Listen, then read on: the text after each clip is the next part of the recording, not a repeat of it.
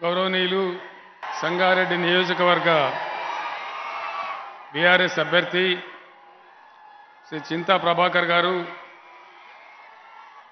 మాన్య మంత్రివర్యులు శ్రీ హరీష్ రావు గారు, corporation chairman Errolla Srinivas గారు, డీసీసీబీ చైర్మన్ గారు మాణిక్యం గారు, సిడిసి చైర్మన్ కాసాల బుచ్చిరెడ్డి గారు, ఉద్యోగ సంఘాల నాయకులు, టీఎన్జీఓ మాజీ అధ్యక్షులు మామిల రాజేందర్ గారు, జిల్లా గ్రంథాలయ చైర్మన్ నరహర్ రెడ్డి గారు, మున్సిపల్ చైర్మన్ విజయలక్ష్మి గారు, ముకీం గారు, రాజేశ్వరరావు దేశపాండే గారు, సదాశివపేట మున్సిపల్ చైర్మన్ జయమ్మ గారు, ఎంఏ హకీం గారు, శివరాజ్ పాటిల్ గారు, మందుల వరలక్ష్మి గారు, ప్రభుగౌడ్ మల్లగౌడ్ గారు, ఖయ్యూమ్ అన్వర్ గారు, స్థానిక సంస్థల ప్రజాప్రతినిధులు, వేదికను అలంకరించిన పెద్దలు, పార్టీ నాయకులు, ఇంత భారీ సంఖ్యలో ఈ సభకు హాజరైనటువంటి అన్నదమ్ములకు, అక్కాచెల్లెలకు అందరికీ నా నమస్కారం।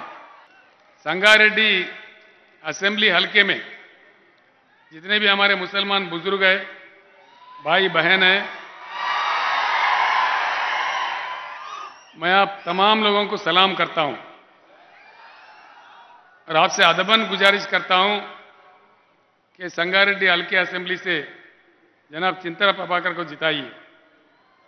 मैं संगारेड्डी में कई बार आया, जब तेलंगाना के लिए लड़ रहे थे, हम लोग जद्दोजहद कर रहे थे, कई बार संगारेड्डी सदाशिवपेट में मैं आया था, या मेरा तकरीर भी कई बार हुई। उन दिनों मैं कह रहा था हमारा तेलंगाना के जंग में इंसाफ है, नेकी है, नीयत है, हम इंसाफ के लिए लड़ रहे। जहां भी इंसाफ के लिए लड़ाई होता, उस चीज को जिताने में अल्लाह के घर में देर होता लेकिन अंधेर नहीं होता, और बिल्कुल वही हुआ। अल्लाह का करम हुआ, हमें तेलंगाना रियासत मिला। हम तेलंगाना रियासत में हर एक को बिना किसी मजहब व मिल्लत के हम सभी को साथ लिए चलते हैं। हिंदू और मुसलमानों को हम हमारे दो आंख समझते हैं। आप एक बात गौर कीजिए, कांग्रेस के हुकूमत में कदम कदम पे हैदराबाद में दंगे फसाद होते थे, कदम कदम पे कर्फ्यू लगता था। आज हमारे 10 साल के दौर में एक बार भी कर्फ्यू नहीं लगा। सभी प्यार मोहब्बत से जी रहे, चाहे आरएसएस वाले जितना कोशिश कर रहे थे, लेकिन मैंने रोक दिया बहुत सख्ती से, वैसा नहीं होने दिया, क्योंकि तेलंगाना रियासत गंगा जमुना तहजीब का मिसाल है। मिलजुल के जीने के लिए पूरे दुनिया के लिए तेलंगाना एक मिसाल है। वो लोग बहुत कोशिश करे लेकिन कुछ नहीं कर पाए। मुद्दा ही लाख बुरा चाहे तो क्या होता, वही होता है जो मंजूर खुदा होता है, और वही हो रहा है। मैं आप लोगों को एक और बात आपके कान पे डालना चाहूंगा। बीआरएस से पहले लगातार 10 साल यहां कांग्रेस का हुकूमत था। उन्होंने कई साल आप लोगों को वोट बैंक बना के आपका वोट ले लिए, लेकिन करे कुछ नहीं। आज हम जो करे, कांग्रेस के 10 साल के दौर में अक़लियती बहबूदी के लिए उन्होंने खर्च किया सिर्फ 2000 करोड़ रुपए। हमारे 10 साल के दौरान हम लोग खर्च किए 12000 करोड़ रुपए। यह असेंबली का हिसाब है, इसमें कोई झूठ भी नहीं बोल सकता। आज माइनॉरिटी बच्चों के लिए, माइनॉरिटी खवातीन के लिए हमने जो माइनॉरिटी रेजिडेंशियल स्कूल खोले हैं, उसको जूनियर कॉलेज भी बना दिए। वो आप लोगों के सामने है। संगारेड्डी में, पूरे तेलंगाना में आप जहां देखिए 200 के ऊपर हमने स्कूल खोल रखे हैं। उन बच्चों का बहुत अच्छा तालीम मिल रहा है, उनके जिंदगी बनने वाला है। आगे जाके इन स्कूलों को डिग्री कॉलेज में बनाने का भी मंसूबा तैयार है। आगे जाके हम ऐसा करेंगे। और एक बात भी मैं आपसे कहना चाहूंगा, हैदराबाद के अतराफ में काफी वक्फ बोर्ड का जमीन था, सारे लूट लिए, कांग्रेस वाले लूट लिए, उसके बाद टीडीपी वाले लूट लिए। हम आके अभी रोक दिए। हम एक चीज का जायजा ले रहे। मैंने मुसलमान भाइयों से हैदराबाद में कहा, हमारे भी मुसलमानों में कई लोग ग्रेजुएट्स है, आईटी एम्प्लॉयज भी है, आईटी आईटी में कामयाब लोग हैं, तो वक्फ बोर्ड का पूरा जायजा लेकर मंशाए वक्फ देखकर जहां जिन लोगों ने तालीम के लिए वक्फ किए हैं उन जमीनों पे हैदराबाद पहाड़ी शरीफ के पास 1000 एकड़ में मुसलमान नौजवानों के लिए एक स्पेशल आईटी पार्क भी हम बनाना चाह रहे हैं। वहां काफी लोगों को फायदा हो सकता है। हम लोग इस प्रकार का सोचते हैं, किसी लोगों को अलग देख के नहीं देखते हम लोग। तेलंगाना का हर शख्स का चेहरे पे हंसी खुशी होना चाहिए। तेलंगाना के हर शहरी के चेहरे पर नूर आ जाए और ये नूराना तेलंगाना बन जाए। हम ये दिल से चाहते हैं, जो कि मिलके जीने के सिवाय कोई चारा नहीं है, पूरे हिंदुस्तान में हो या तेलंगाना में हो। इसलिए हम लड़ रहे, उन ताकतों से लड़ रहे जो लोगों को बांटना चाहते हैं। हम अपना बिल्कुल हमारा जंग जारी रखेंगे। मैं आप लोगों को यकीन के साथ वायदा देता हूं, तेलंगाना रियासत हमेशा के लिए सेक्युलर रियासत ही बने रहेगा। जब तक केसीआर जिंदा है ये सेक्युलर रियासत बने रहेगा और बीआरएस पार्टी भी सेक्युलर पार्टी ही रहेगा। किसी भी कीमत पर हम इस चीज पे राजी नहीं होंगे। हम जंग लड़ते रहेंगे, चाहे कुछ भी इसके लिए करना पड़े। इतना कहते हुए फिर एक बार मैं अदबन गुजारिश करता हूं, जनाब चिंता प्रभाकर साहब को जिताइए। वो अच्छा नेक इंसान है, संजीदा इंसान है, काम करने वाला है, खिदमत करने वाला है, छोटे जरिया से ऊपर आए सो आदमी है। वो म्यूनसिपल चेयरमैन भी थे, छोटे छोटे चीज से लेके आप लोगों के दुआ से एमएलए बन गए। फिर एक बार मौका दीजिए।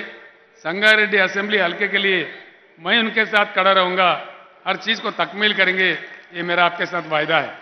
आदाब नाजरीन, अब हम संगारेड्डी में हैं। संगारेड्डी में जहां पर चिंता प्रभाकर बीआरएस पार्टी की तरफ से मैदान में हैं। इससे पहले भी वो एक बार एमएलए रह चुके हैं संगारेड्डी के, और अब फिलहाल वो हैंडलूम कारपोरेशन के चेयरमैन हैं। और यहाँ के लोगों में बहुत ज्यादा जोश पाया जाता है, क्योंकि वजीर आला के चंद्रशेखर राव साहब ने भी यहाँ का दौरा किया है और जबरदस्त रैली से उन्होंने मुखातिब किया। और यहाँ के तमाम अक़लियती तबके से रखने वाले बाशिंदे सब बीआरएस पार्टी के साथ हैं, ऐसा यहाँ पर महसूस हो रहा है, जो हमेशा से रहे हैं। हमारे साथ सीनियर कायदीन हैं, जैसा कि हकीम साहब हैं और अकबर हुसैन साहब हैं और दीगर कायदीन भी हैं। आइए आज उनसे तासीरात जानते हैं संगारेड्डी के। तो हकीम साहब हैं, बताइए हकीम साहब कैसा चल रहा है और क्या चांसेस हैं और क्या मौक़िफ़ है अक़लियतों का? आदाब नाज़रीन, अल्हम्दुलिल्लाह संगारेड्डी का मौक़िफ़ बहुत अच्छा है अल्लाह के फजल व करम से। मैं तकरीबन जो है संगारेड्डी कॉन्स्टिट्यूंसी के तमाम मुआज़ात, तमाम जो है मंडल वगैरह सभी का दौरा किया, सभी से मिला। छोटे मोटे जो है रिक्वायरमेंट्स लोगों ने बताया, जिसको हमने ऑलरेडी जो है गवर्नमेंट से सैंक्शन लेके रखे हुए हैं, वो उन लोगों को नहीं मालूम, और हम जो है सैंक्शन प्रोसीडिंग्स वगैरह पहले से जो ला के रखे हैं वो बता भी दिए। रही बात इंतखाबी मुहिम, अल्हम्दुलिल्लाह बहुत अच्छी चली, यहाँ पर चल रही है। आज सीएम साहब का इंतखाबी जलसा जो है यहाँ का एक गेम चेंजर साबित होगा इंशाअल्लाह ताला। यहाँ पर सभी लोग जो है बहुत हद तक कार के हक में नजर आते हैं, और क्योंकि टीआरएस गवर्नमेंट, सीएम साहब की गवर्नमेंट, चंद्रशेखर राव साहब ने जो है सीएम बनने के बाद तेलंगाना को जिस तरीके से तरक्की दी, जिस तरीके से हर शोबे में डेवलपमेंट किया है, वो उसकी नज़ीर नहीं मिलती माजी में। इसलिए जो सीएम, जो पार्टी, जो हुकूमत इस इलाके को तरक्की देगी और खुसूसन अक़लियतों के लिए वो एक अच्छी सोच रखते हैं, इंशाअल्लाह ताला। वो बताए नहीं बहुत सी चीज़ें, लेकिन अक़लियतों के लिए करते आए हैं, और हम उम्मीद भी करते हैं कि आइंदा भी अक़लियतों को जो है उनका जो है जो हिस्सा बनता है वो देंगे ज़रूर, और इंशाअल्लाह हम आगे बढ़ेंगे। लिहाजा मैं तमाम हल्के असेंबली संगारेड्डी की आवाम से एक मरतबा फिर पुरखुलूस अपील करता हूँ कि ये इलेक्शन बहुत ही इम्पोर्टेंट है, अहम है। आप तमाम जो है कार के निशान को वोट देकर चिंता प्रभाकर को जो है भारी अक्सरियत के साथ मुंतखब करके सीएम साहब को एक तोहफा दें। जय तेलंगाना। तो नाज़रीन, अब हमारे साथ सैयद अकबर हुसैन साहब हैं, जो चिंता प्रभाकर के बहुत ख़ास माने जाते हैं, सदासीपेट से जिनका ताल्लुक़ है। मैं आज यही बताना चाहूँगा कि केसीआर साहब जो 10 साल से जो खिदमत, जो अपनी कारकर्दगी अंजाम दे रहे हैं तेलंगाना के अंदर, अलहदा तेलंगाना के बाद जो उन्होंने कहा तकरीबन चीज़ें नज़र आ रही हैं। जब हम आवाम में बुनियाद में जाकर देख रहे हैं लोगों के मसाइल को, तो एक ही बात सामने आ रही है कि 10 साल पहले जो मामलात जो हो रहे थे तेलंगाना में, तरक्याती काम में हो या कुछ करप्शन के ताल्लुक से जो माहौल था 10 साल पहले, इंशाल्लाह वो नज़र नहीं आया। अवाम भी मुतमईन है कि केसीआर साहब जो कहते हैं वो करते हैं। आज कांग्रेस एक झूठा प्रोपेगेंडा करते हुए 6 गारंटीज के नाम से लोगों के सामने अपने मैनिफेस्टो मंशूर जो दे रहे हैं, उस पर भरोसा करने के लिए मुसलमान ही नहीं तेलंगाना के तमाम तबक़ात मशकूक हैं। कांग्रेस इख्तिदार करने के लिए ये लड़ाई लड़ते, लेकिन आवाम की भलाई के लिए उनका कोई रिकॉर्ड नहीं है। चाहे मरकजी हुकूमत हो चाहे रियासती हुकूमत, एक बड़े अरसे तक वो लोग यहाँ पे हुक्मरानी करे हैं। उनकी हुक्मरानी में जो जो मसाइल, जो आवाम को जो दुश्वारियां आई, वो दोबारा जो सब मोल लेना नहीं चाह रहे। जैसे करंट का मसला है, पानी का मसला है, और यहाँ मुकामी एमएलए, मौजूदा एमएलए जगारडी के ताल्लुक से जो कांग्रेस का उम्मीदवार है, जो तेलंगाना के लिए मुख्तलिफ रुकावटें पैदा करते हुए तेलंगाना का गद्दार बनकर एक नमूने से अपना चेहरा दिखाया है तेलंगाना के आवाम के लिए। लिहाजा ऐसे शख्स के लिए कोई जगह नहीं है। हमें 5 साल में एक मरतबे आवाम के सामने वोट पूछने वाला कायद नहीं चाहिए। 5 मिनट में चाहे फोन पे हो या हमें दस्तियाब जो उम्मीदवार होगा हम उन्हें वोट देंगे। यही आवाम का फैसला है जो हमारे सामने नजर आ रहा है। इंशाल्लाह प्रभाकर साहब एक भारी अक्सरियत से कामयाब होंगे, हमें उम्मीद है। तो नाज़रीन अभी हमारे साथ डॉक्टर गौस मौजूद हैं जो जामे मस्जिद संगारेड्डी के सदर हैं। बताओ भाई कैसे चल रहा है डॉक्टर साहब? यहाँ पे तो इंशाल्लाह ताला शुरू से ही प्रभाकर साहब की ताईद में है।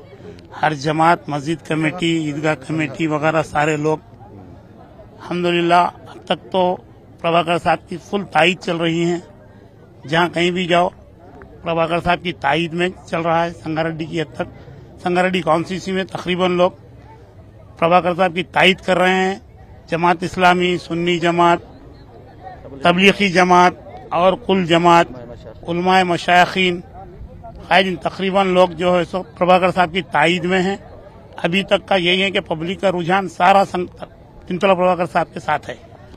तो नाज़रीन अब जिस शख्सियत से हम आपकी मुलाकात कराने जा रहे हैं वो है आली जनाब मोहतरम अमीर बेग साहब, जो 30 साल से कांग्रेस पार्टी में थे और अब पहली मरतबा बीआरएस पार्टी में आए हैं।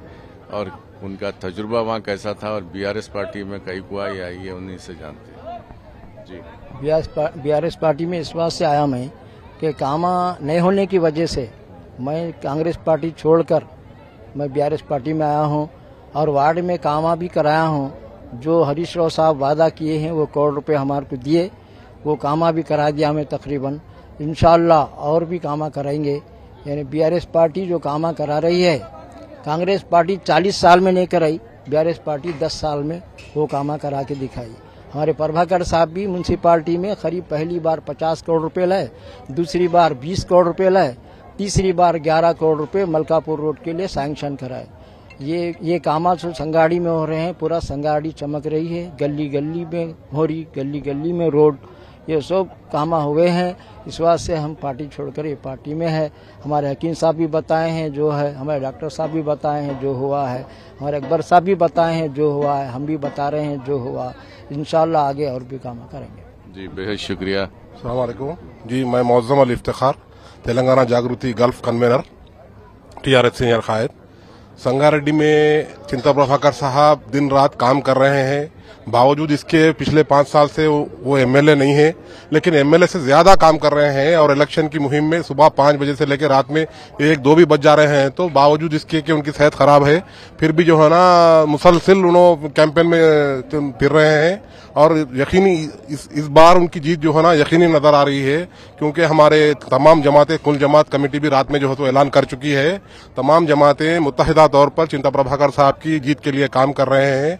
और जग्गारेड्डी साहब पिछले 5 साल में जो है ना संगारेड्डी में नजर नहीं आए और झूठे वादे करते हुए कई मरतबा 40,000 प्लाट देंगे, घर घर फला देंगे, 500-500 रुपए हर महीना देंगे और जो है ना प्लाट देंगे, फला देंगे, हर घर एटीएम लगा देंगे, ऐसे झूठे वादे करते हुए आ रहे हैं, पब्लिक को गुमराह कर रहे हैं। संगारेड्डी की आवाम से, बिलखुसूस माइनॉरिटीज से हमारी अदबन गुजारिश है कि भाई आपका वोट जाया ना करें, चिंता प्रभाकर साहब के हक में देके भारी से भारी अक्सरियत से उनको जो है ना कामयाब करें। अब दीजिए इजाजत, कय्यूम अनवर को मिलते हैं अगले प्रोग्राम में। देखते रहिए टी न्यूज़ तेलंगाना के दिन। खुदा हाफिज।